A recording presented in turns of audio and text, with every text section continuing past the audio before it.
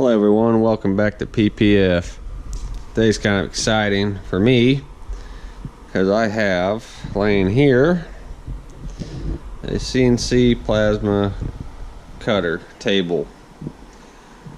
It's 4x4, 4 foot by 4 foot, and with the plasma cutter I got, you can do up to 1 inch thick. So pretty excited about that. Already kind of gone through it a little bit, just checking stuff out. I did have a little bit of minor damage to the, I don't even know what you call that, one of the computer boxes. Just this lid here got some damage. You can kind of see it got hit a little bit, and it just don't fit over the other box very well. Same thing with the I guess computer tower, is that what you call that? I don't know. Anyway, that got a little busted up on the front there. That's kind of a little janky, and then, you know, got a little damage just from shipping. Not a big deal. It looks like all the important pieces are intact and not damaged, so I'm not going to worry about it too much. So now I just got to put it together, and that should be fun. Probably just do a time lapse like I do on every other video, it seems like. There really, from what I've looked on YouTube, there's really not much in the way of assembling this. There was like one video I found, and it was so grainy and just poor quality footage. You just couldn't hardly see what they were really doing. So I'll try to make this as good a shots as I can. I'll probably like stop the fast motion and zoom in on certain areas if I'm having trouble with it, if it's not, you know, self-explanatory. So yeah, let's get to it. And then I went ahead and got the water pan, and all that is just, it sets underneath your, I guess, your grating system, grates, whatever it is, where you set your metal on and it holds it up. That sits underneath there, and there's a water level in this, and that helps capture some of the sparks and all the smoke and whatnot that's produced by plasma cutting. So hopefully that doesn't make it too smoky in the shop. And of course I went ahead and got a hypertherm. There it is. PowerMax 85. From what I read, it can do like 1 inch thick material, maybe 1.25 inches. I can't remember without looking at the specs, but it's pretty thick, thicker than probably I'll ever need. And I wasn't cheap either. I think altogether I'm in it about, probably all said and done, probably $9,500 or $9,500. But definitely not cheap. And again, it was all with my money. And that Hypertherm didn't give me this plasma cutter. Well, what's the brand? Premier Plasma CNC didn't give me the plasma cutter table. All bought with my money. Of course, this is the instructions that came with it. Not too bad instructions.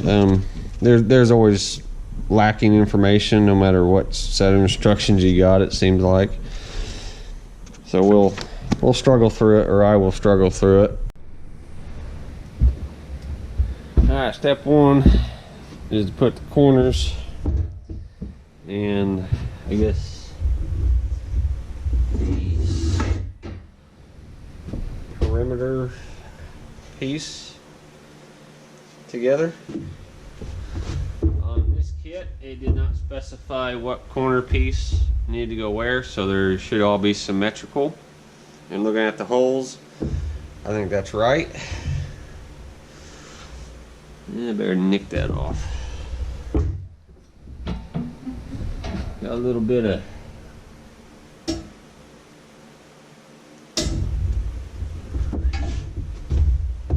paint dribble. There we go.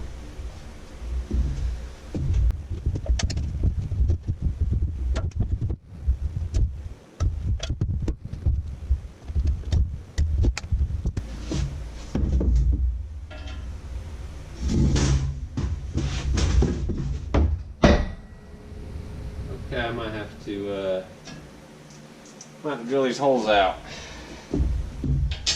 With the paint in there, they're just not wanting to go through, so. Alright, got them drilled all out with a 3/8 drill bit. Did have to do these in the corner pieces. Not a big deal, but they do fit pretty good now. Really tight, really snug, which is what you want.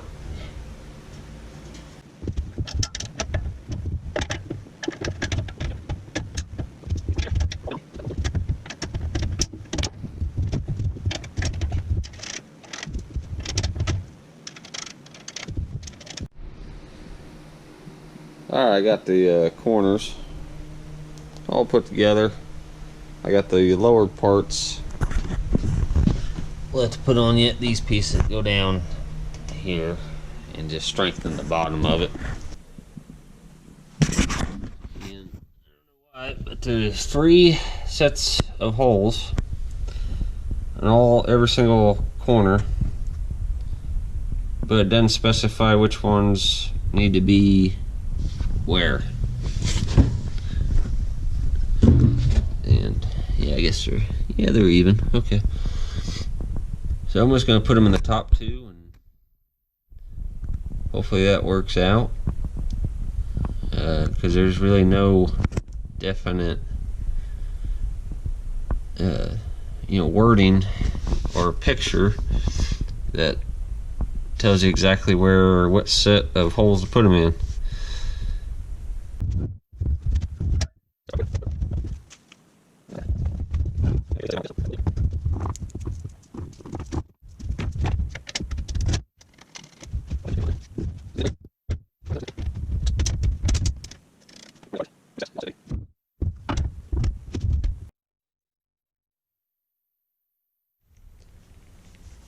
Alright, nothing specifies in the instructions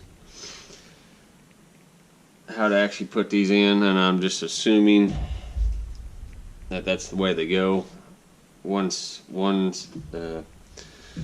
rail goes up high on the top 2, then this other rail on the other side here goes on the bottom 2 to create the I guess overlap, so that way they don't interfere with each other. At least that's how I'm going to do it.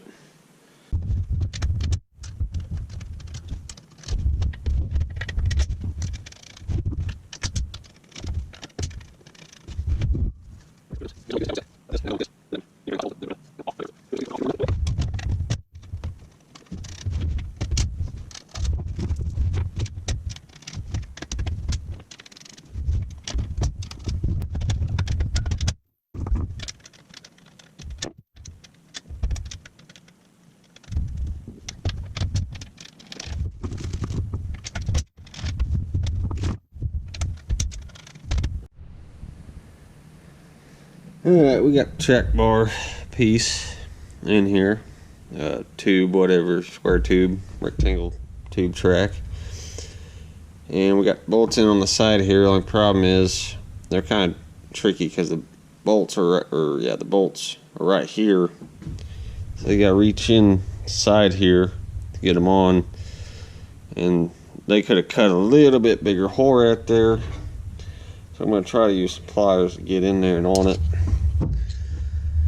And I'll show you more detailed on the other ones where I got room to get in to stuff.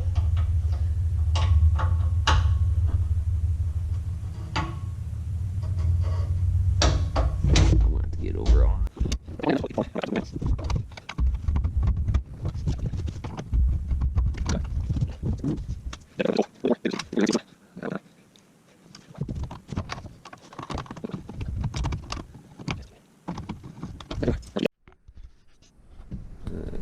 get in there for that kind of close-up shot.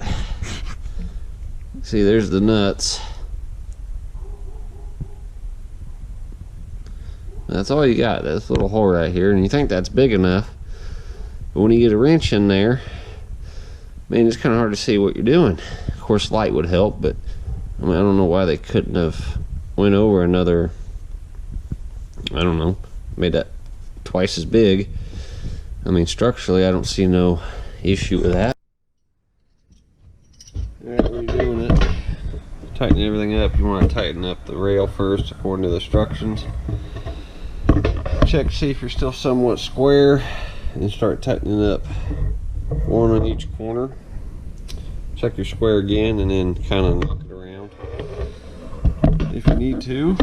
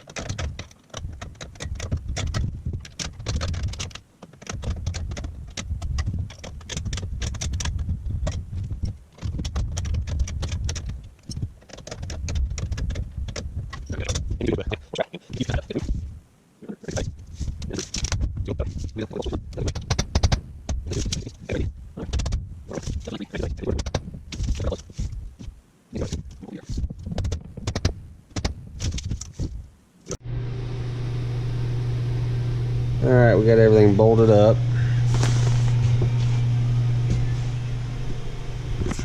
Give you a close up of that. See how they're off level. Not really sure why they did that. Seems kind of lazy to me. I mean, I would have just moved the holes over to like the here and shorten these pieces up. But hey, it's their design, not mine. Okay, we got everything tightened down on the, I guess, frame. The top rail on the bottom, down here. Next, we got to put the, oh, I can't remember the actual name, but they hold the flat bar pieces that go across the table to hold up your material. And these are just one bolt on this end and one bolt on this end, and then they just kind of float in the center.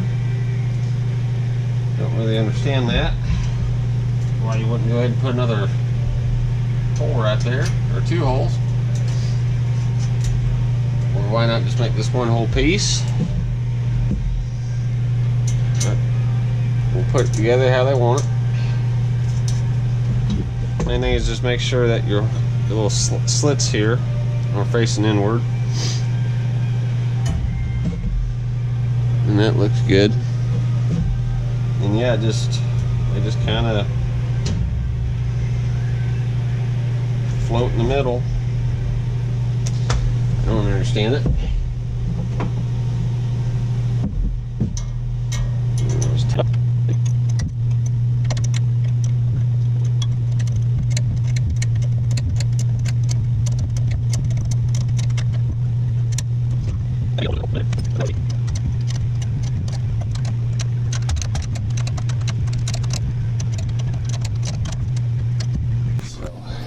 Next, we'll be putting on these motor brackets. I think they're called Y and A access motors. This is also where the bar, the track bar that goes across, will be set and bolted up to there. What has that little hole for? Threaded. Oh well. To do this, I said to take the motor off and some of these bearings. So we'll go ahead and do that. And I'm also going to replace these bolts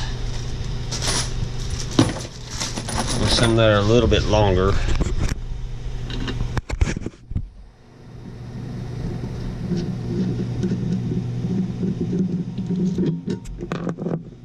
And that is because got messed up while I was trying to explain why I do this. Mainly it's because of surface area where the bearing is going to be riding is directly on top of the threads, and that'll cause an issue because it'll flatten out the threads and the bearing will start to wobble around on there because you're making the diameter of the bolt smaller. So that's why you get a bolt with a longer shank on it, more surface area, and it holds the bearing true. When you're doing this, make sure you get a bolt with a long enough shank, so that way the bearing's riding completely on it. As you can see here, the shank is barely just long enough. And I forgot to take into account the length or the thickness of the bracket. So I think I ended up using 3.5 inch bolt length, and then that was about the right amount of shank in the bolt. Okay, we got the bracket stripped down. If you're going to go ahead and use different the bolts with the longer shoulders, you're going to have to cut them down for a few of them. The ones that set in here and the ones that set in there, because they will hit. So if you cut them down, you know, they're just the right, so you got to come down the right length. You only have to do this on 4 on each bracket, so that'd be 8 total for the side motor brackets. And then I don't know if the other I think they call that the Y-axis or the X-axis, one that goes across the table like this. I don't know how many I'm going to modify on that one, but real simple to cut them down. You just the way I did it, I just took this bolt. You can kind of see the match. I just held them like that, and then just took a Sharpie and marked it, and then used a angle grinder and a cutoff wheel. And when you do that, you're going to leave a little burr on the end of the cut there. So what you want to do is take a regular nut. This ain't a regular, this is going to be a lock thread, but just take a regular nut, spin it all the way down on there, and then you're going to want to take it and just kind of round that corner over, that first thread over a little bit, try to knock that burr off.